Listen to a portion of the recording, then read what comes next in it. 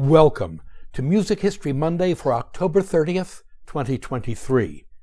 I'm Bob Greenberg, and the title for today's podcast is Franz Schubert, An Unfinished Symphony, An Unfinished Life. If you haven't already, please consider joining me on my subscription site at patreon.com/RobertGreenbergMusic, where I blog, vlog, podcast, pontificate, review, and bloviate 4 to 6 times a week. We mark October 30th, 1822, 201 years ago today, as being the day on which Franz Schubert began what is now known as his Symphony No. 8 in B minor, the Unfinished Symphony. Lost just months after Schubert completed the 2 movements that make up the Unfinished, the symphony was heard for the first time in 1865, 43 years after its composition, and 37 years after Schubert's death. A fable agreed upon. One of the many clever statements, or in this case a question, credited to Napoleon Bonaparte is, quote, "What is history but a fable agreed upon?" Unquote. It's a good question for a despot who was intent on creating his own version of history. However, it is a question that applies as well to our contemporary view of Ludwig van Beethoven and how we have come to believe his music was perceived in his own time. Today, Beethoven's mature symphonies, meaning numbers 3 through 9, are rightly perceived as representing his own personal struggles and revolutionary times. Our mistake, the fable agreed upon, occurs when we assume that Beethoven's contemporaries believed the same thing about his mature symphonies. Because you know what? They did not. For Beethoven's symphonic contemporaries, the first 2 decades of the 19th century were about the discovery and study of Haydn's and Mozart's late symphonies. The musical style of such well-known, even famous at the time, symphonic composers as Carl Friedrich Zelter, Jean-Paul Richter, Carl Maria von Weber, Ludwig Spohr, Adelbert Gyrowetz, Ferdinand Ries, Andrea Romberg, and Peter Winter, was firmly based on the classical models of Haydn and Mozart.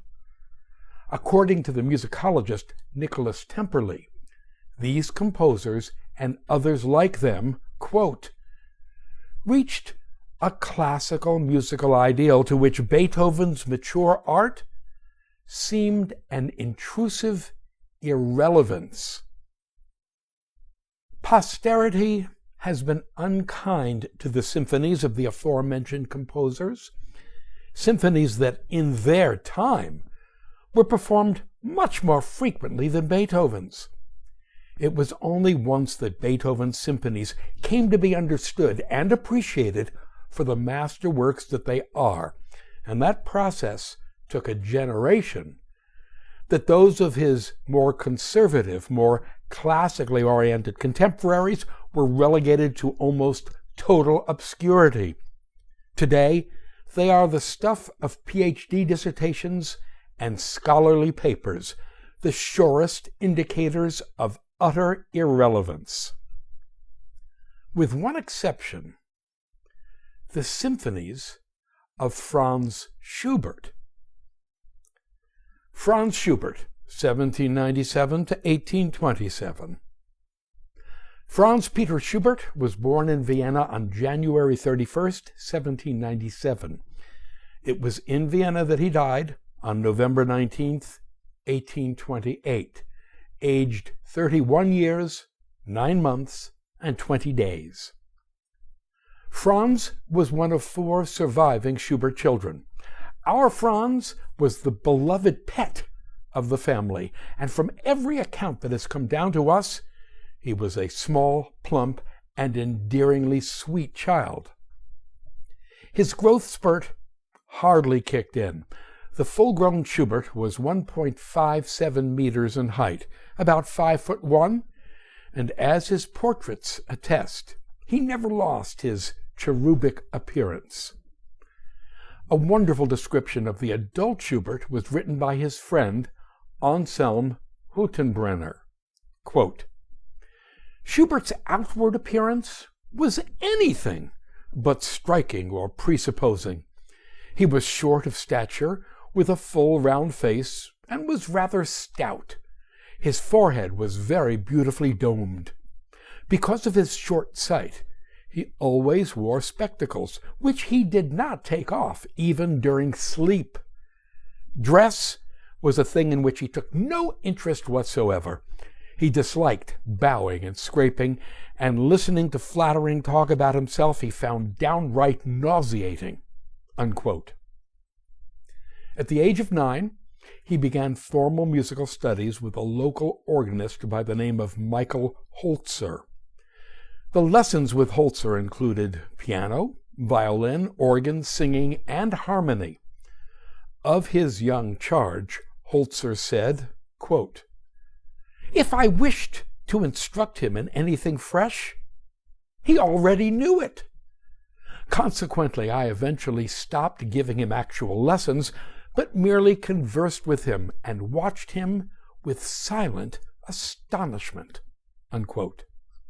At the age of 11, in 1808, Schubert was admitted to the Imperial and Royal City College, a first-rate Viennese boarding school. Among those who auditioned him for admission was the music director for the Viennese court, none other than Antonio Salieri, 1750 to 1825. Yes, that Salieri, pupil of the great Christoph Willibald Gluck, friend of the great Joseph Haydn, rival of the incredible Wolfgang Mozart, vocal music tutor of the irksome Ludwig van Beethoven, and future composition teacher of the extraordinary Franz Liszt. And despite the calumny leveled against him by that movie, a fine composer and a fine and upstanding person. Eventually, Salieri took over the supervision of Schubert's musical education, a relationship that would extend beyond Schubert's college years. Schubert's first masterwork was the song Gretchen am Spinnrade, which he composed on October 19, 1814, when he was 17 years old. It was art songs for voice and piano, German-language Kunstlieder, like Gretchen am Spinnrade, that brought Schubert to the compositional table. He cut his teeth writing songs.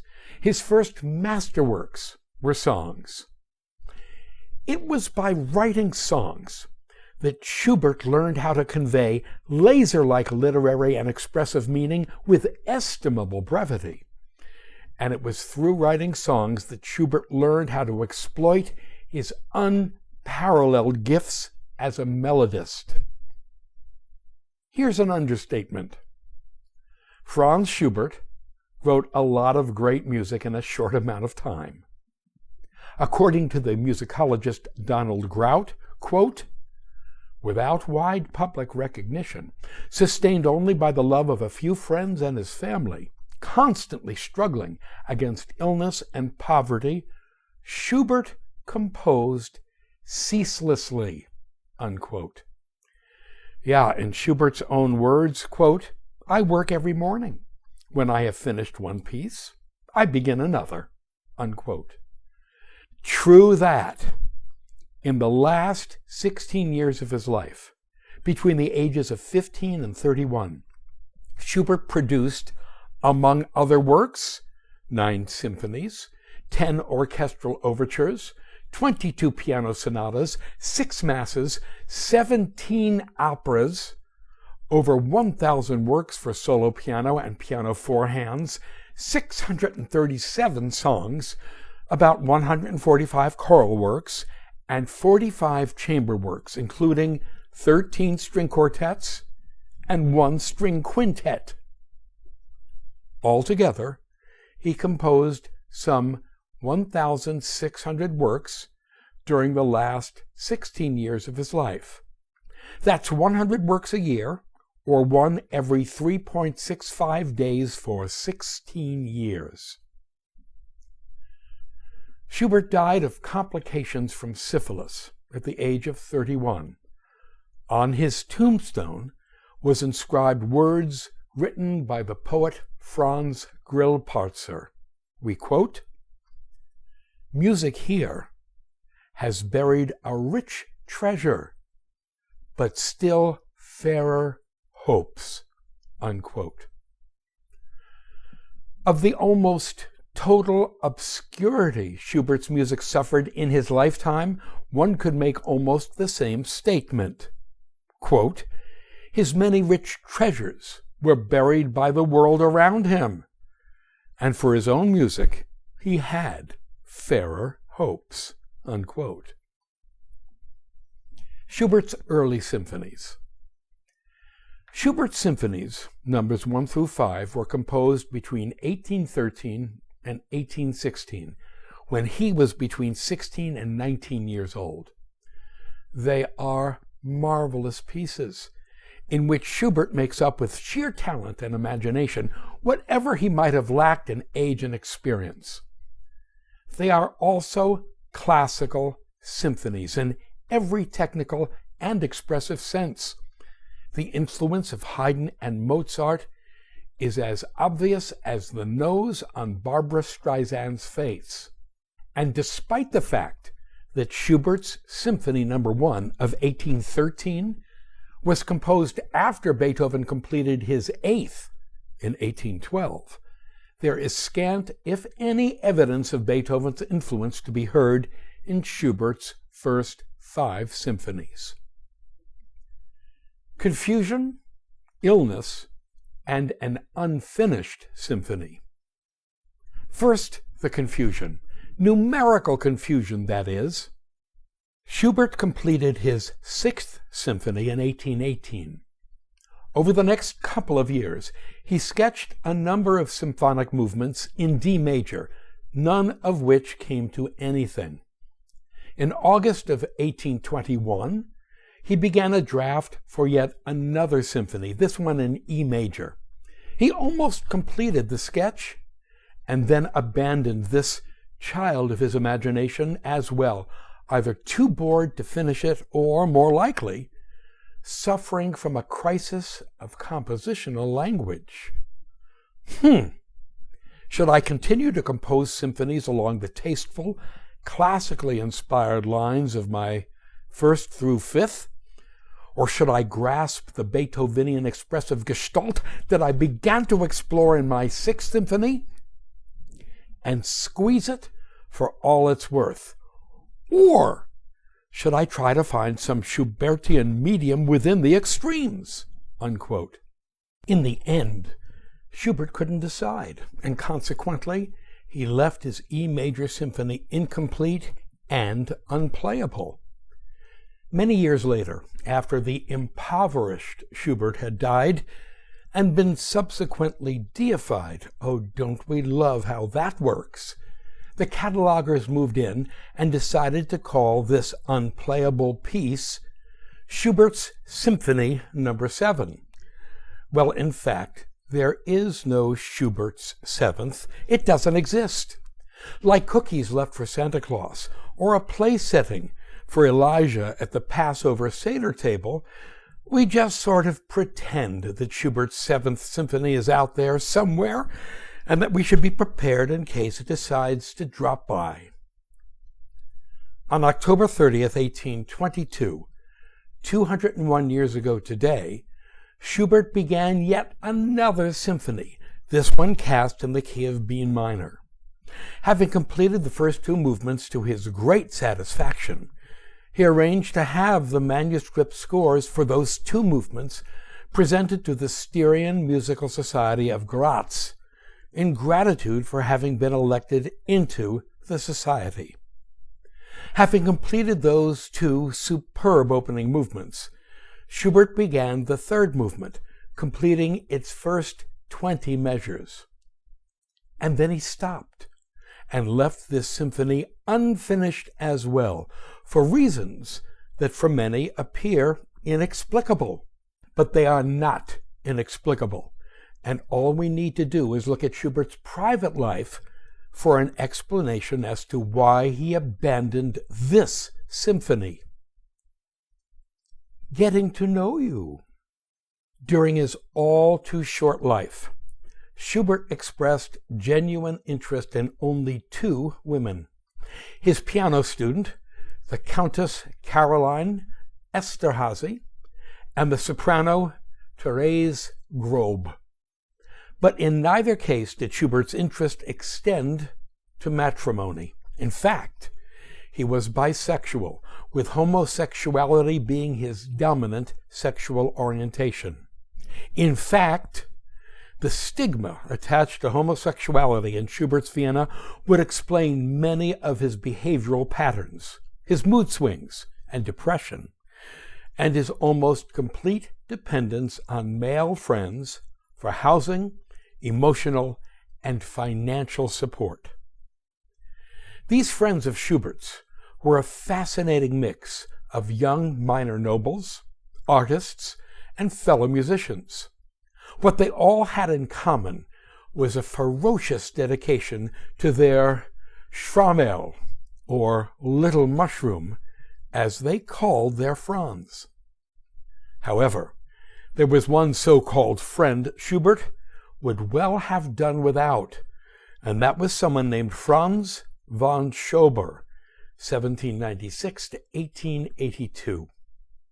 Von Schubert had been a friend of Schubert's since 1814, when they were both 17. Where Schubert was short and plump, poor, and socially introverted, von Schubert was tallish, good-looking, had family money in his pocket, and was an unabashed party boy. His vices of choice, along with Schubert's music, were poetry, alcohol, and male prostitutes, in no particular order, and it is von Schubert who was blamed by Schubert's other friends for leading their little Franz down the path to perdition by providing Schubert with the prostitute, very likely an underaged boy, who gave him syphilis. Of course, Schubert desperately wanted to be led down the path to perdition, if not to disease, and his relationship with von Schubert inspired more than a little jealousy on the part of his other friends. For example, after his death, Schubert's friend Joseph Kenner wrote, quote, "Anyone who knew Schubert knows how powerfully the craving for pleasure dragged his soul down to the sewer of moral degradation, and how highly he valued the utterances of friends he respected. Schubert attracted, among other friends, a seductively amiable and brilliant young man who won a lasting and pernicious influence over Schubert's honest susceptibility. By Schubert's seducer, I mean Franz von Schubert, under the guise of the most amiable sociability and even engaging affection.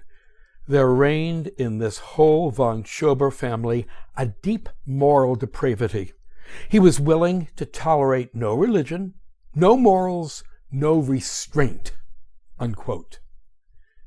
Schubert biographer Brian Newbold writes, quote, "Schubert was a work-shy hedonist, notable for sensual rather than intellectual pursuits, who settled in no employment." Unquote. In other words, he was a bum, a jobless rake. Schubert almost certainly was infected with syphilis during one of his pleasure jaunts with Franz von Schubert during the late summer or early fall of 1822. On October 30th, 1822, unaware that he was infected, Schubert began composing what would be the first two movements of his next symphony, his Eighth Symphony, the unfinished symphony in B minor. The first symptoms of the disease appeared in the late fall of 1822 and became pronounced by January of 1823. Schubert was 25 years old, and he was terrified as the disease took hold and began to chart its agonizing course. Periods of remission were followed by periods of painful lymphatic swelling, pustules, rashes, hair loss, lesions in the mouth and throat, debilitating muscle aches, and so forth. Depression and despair accompanied the periods of relapse. It soon became clear to pretty much everyone involved, Schubert, his doctors, and his friends, that it was unlikely he'd live for very long. Back then, to October and November of 1822, those months that saw Schubert compose the two movements that would forever after be known as his Symphony No. 8, the unfinished symphony in B minor. Well, of course, Schubert stopped work on the B minor symphony during the late fall of 1822. And of course he had no heart to return to it once the initial shock of his condition had worn off. The symphony represented before a time of his life that ended abruptly with his fatal diagnosis. Lost and found. The two extant movements of Schubert's unfinished symphony disappeared in early 1823 and were assumed to have been lost forever. They were discovered 42 years later in 1865 in the Austrian city of Graz. Here's what happened. Back in early 1823, the recently diagnosed Franz Schubert entrusted the manuscripts to his friend Joseph Hüttenbrenner, 1796 to 1882, who was to deliver them to the Styrian Musical Society in Graz. But Hüttenbrenner, a serious Schubert groupie, had no intention of turning such a treasure over to the society. So without Schubert's knowledge, he kept the scores. At some point, Joseph Hüttenbrenner turned the manuscripts over to his brother Anselm Hüttenbrenner for safekeeping, and thank heavens he did.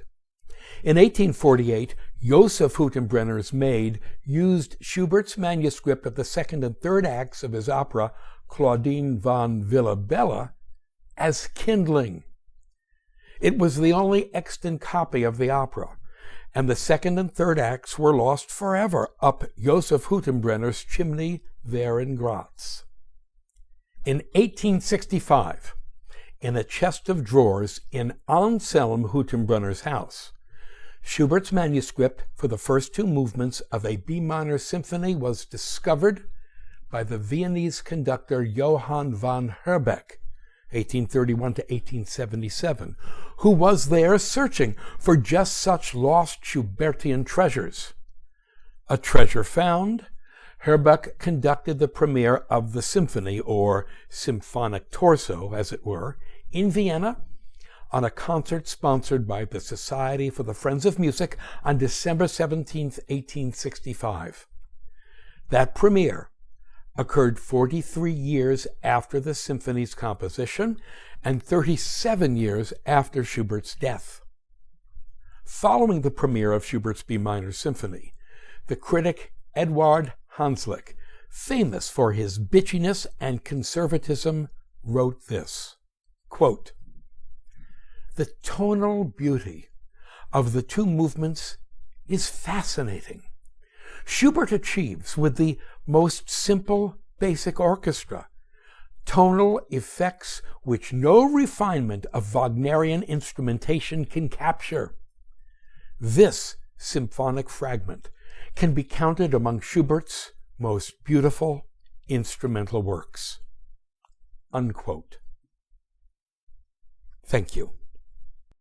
To sample and download one or all of my many courses on subjects musical produced by the Great Courses / The Teaching Company, please visit my website at robertgreenbergmusic.com.